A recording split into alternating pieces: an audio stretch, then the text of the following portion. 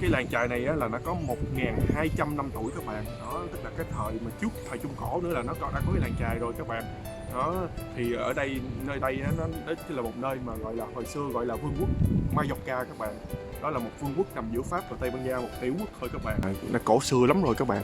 Đó, ngọn hải đăng nè, các bạn thấy không? Đó. Đó, còn đây là cảng biển ra các bạn. Các bạn thấy không? Wow, siêu đẹp luôn nha các bạn. Đó. Đó, bây giờ nhiều bạn không biết là ở trong cái súng thần công này nó có cái gì. Thì để mình cho các bạn coi trong súng này có gì.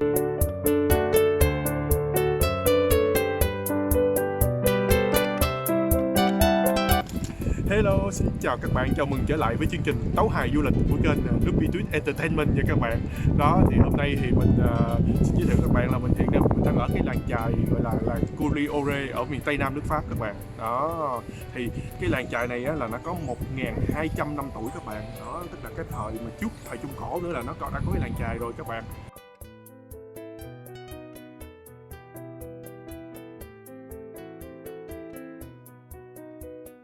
Đó, thì ở đây, nơi đây á, nó chỉ là một nơi mà gọi là hồi xưa gọi là vương quốc Mallorca các bạn.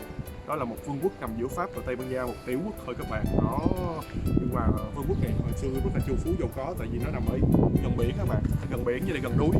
Đó, thì bây giờ mình đang ở làng chài này, các bạn thấy không? Chỗ này có một cái kiến trúc gọi là lâu đài của nhà vua Mallorca các bạn. Đó, các bạn thấy là cái kiểu kiến trúc này là thời Trung Cổ, nó xưa lắm rồi. Cái thành này nó xây từ năm 1200 đến giờ là các bạn coi bao nhiêu năm rồi.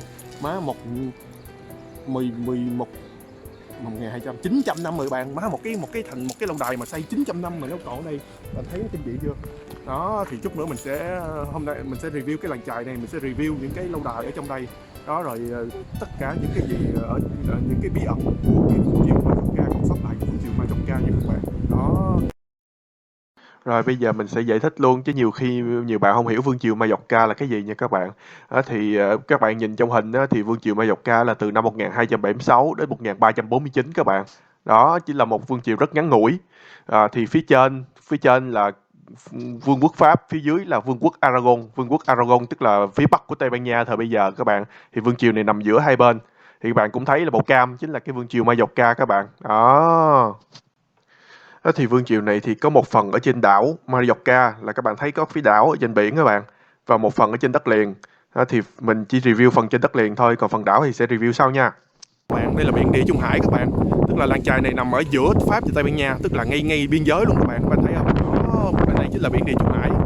Đó, còn bên đây chính là gì? Bên đây chính là núi non trùng điệp nha các bạn, dãy núi Pyrenees mà ngăn chặn giữa Pháp với Tây Ban Nha các bạn. Đó,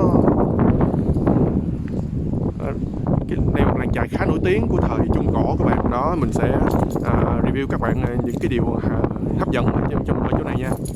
Rồi bây giờ ra biển nha các bạn. Đó, các bạn thấy đây là một cái con đập nè. Đó, đây là những cái nhà mà đã cổ xưa lắm rồi các bạn. Đó, ngọn hải đăng nè, các bạn thấy không? Đó, đây là một kiến trúc rất là cổ xưa của cái thời mà Trung Cổ các bạn. Rồi các bạn biết sao không? Đó, các bạn thấy cái nhà đá này nè, cái nhà đá này là cái nhà đá thời Trung Cổ các bạn. Đẹp không? Phong cảnh quá hữu tình luôn nha các bạn. Đó.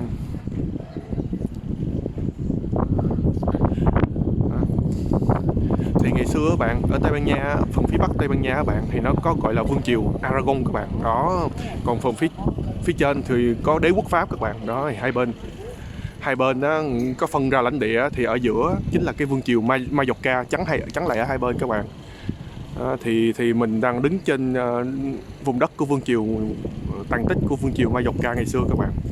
Đó, thì họ có đây là một cái vùng Roussillon các bạn. Đó, các bạn thấy không? Đó, đây là một cái kiến trúc mà thời cổ hồi xưa.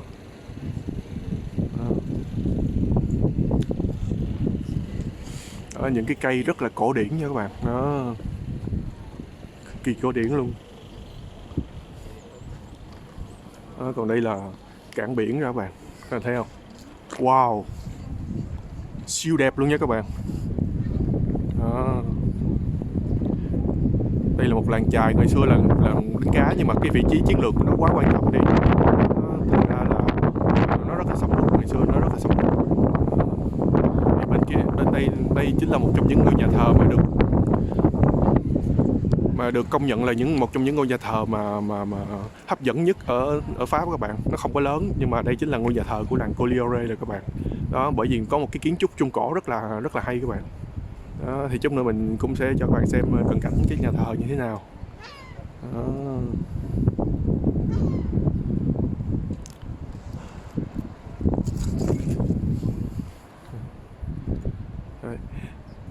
Ngôi làng này cũng chính là nơi nghỉ dưỡng của các đời vua của xứ Mallorca các bạn. Đó, tức là mùa hè thì mấy ông đến đây nghỉ dưỡng các bạn. Đó, nhìn nó quá đẹp đi.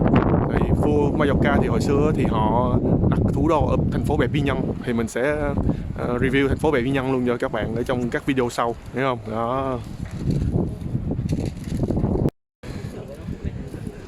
Rồi các bạn, bây giờ mình sẽ đi dạo để cho các bạn khám phá cái ngôi nhà thờ cổ 800 năm tuổi này cho các bạn xem nha. Đó. Đây là một cái súng thần công nha các bạn. Đây, súng thần công này có từ năm 1812 nè. Đó, ghê chưa? Đó, thì súng nòng súng quá, cối không? Súng cối luôn bạn. Đó, bây giờ nhiều bạn không biết là ở trong cái súng thần công này thì nó có cái gì. Thì để mình cho các bạn coi trong súng này có gì nha. Má, tôi hù luôn. Trời, tôi hù luôn. Đó, thấy gì không? Nó không thấy gì luôn bạn. Đó, súng này á, là chỉ ở ngoài biển, bạn thấy không? Chỉ ở ngoài biển nè. Đó, tức là nào mà tàu bè nào mà xâm lấn á, là bắn súng này bắn một cái chết người luôn. Đó.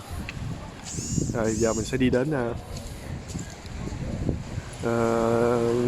vô trong cái nhà thờ này để coi lại trong này có gì đặc biệt. Cái nhà thờ này là nhà thờ rất được ưa chuộng bên Pháp luôn, được quay phim chụp ảnh là rất là ưa chuộng luôn các bạn. Tại vì có 800 năm tuổi, 900 năm tuổi cái nhà thờ này. Đó. Vừa là nhà thờ vừa là ngọn hải đăng luôn các bạn. Đó. Rồi vô thử xem ha.